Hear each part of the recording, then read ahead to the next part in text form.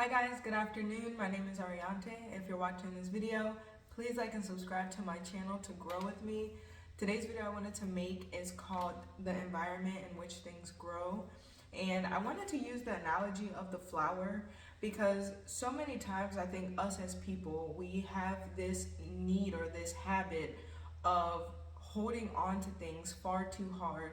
And so I want to use the analogy of a flower and how they say if you love a flower, then you shouldn't pick it. You should let it grow in its environment because it needs its soil, its air, its water, and all those things. But for all of us, so much we find ourselves with dreams we have that we want, with people we love to keep close, with our children, with things that make us feel secure. We hold on to them so tightly that we pick that flower out the ground because we need to keep it for ourselves. It's like we have this imaginary thinking that it's going to be taken away from us or it'll leave us if we're not holding it so tight that it can't even flourish on its own, and just like a flower, us as people or things, they all have to grow naturally in their environment or however it's going to grow. It has to grow organically and naturally. So we hold things so tight that it cuts us off from source, or it cuts those things off from source, and it ceases to be what it is because we want it so close to us that we draw it in too tightly. And so I think that it's a practice for us to learn to release things and consistently release things. Not get so addicted to holding on to people, holding on to dreams that have to be, holding on to any material thing that's going to make us happy or that we feel is going to make us happy or keep us happy. And we realize that as we release it, it gives it space to grow, it gives that dream space to grow, it gives that person space to grow, as well as gives us space to grow so that we are fully nourished, so that we are fully planted in ourselves, and that the things we love are fully planted in their selves. And another way I think that we hold on a lot to things is with our thoughts in our mind. We have a habit of clinging and holding on to the thoughts that we think, the mentality that we have, our past, the things that's happened to us, our future, the things that are going to happen.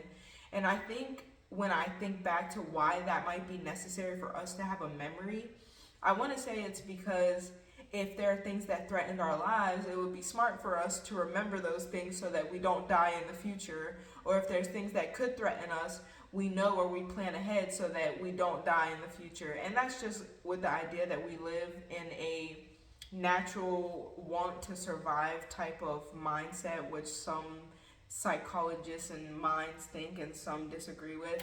But we hold on to all these things, and so it leaves us clinging on to our past, clinging on to our past memories, holding on to them in hopes that we don't go through the same things that we went through before, which would lead us to depression because of the sadness of what we've been through or the things that we try to survive from or we're still trying to survive from.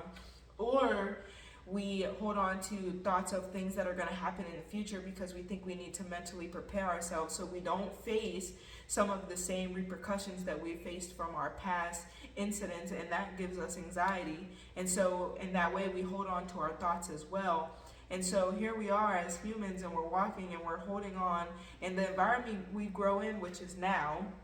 We're holding on to the past, we're holding on to the future, we're holding on to this person that needs to stay, we're holding on to this dream that has to be achieved, we're holding on to all these things that we bring to ourselves into our identity to need, to have.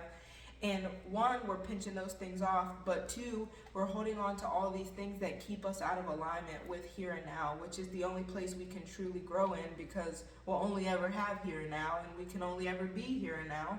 And so it's so important for us to plant ourselves in the now and find that space, even if it could only be for 5 minutes, or even if it could only be for 10 minutes, where we can sit and let go of the past and let go of the future and let go of this person and that person and who all needs to be there or what all has to happen for us to be happy, and just sit in the now so that we can grow in the environment we grow in, and so that we can be fully planted in our soil and nourish ourselves and our mind and our body and our soul with the present moment, with the experience of now and what we're experiencing, because we'll never have it again. We'll never have now again.